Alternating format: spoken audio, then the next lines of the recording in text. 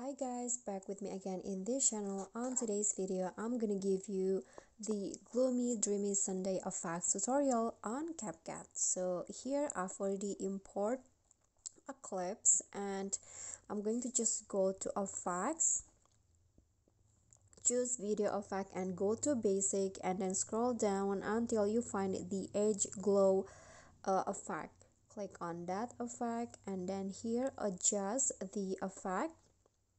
Can adjust the glow like this. So I'm going to go with 60. Go back, click on a check icon and then here click on the video, adjust the opacity and reduce it like this. I'm going to go with 70. Click on a check icon, okay, around 70. Click on a check icon and then click on overlay and then go to stock videos and choose the white image. Click on add, adjust the size until it cover all of the clips. Okay, and after that just go to splice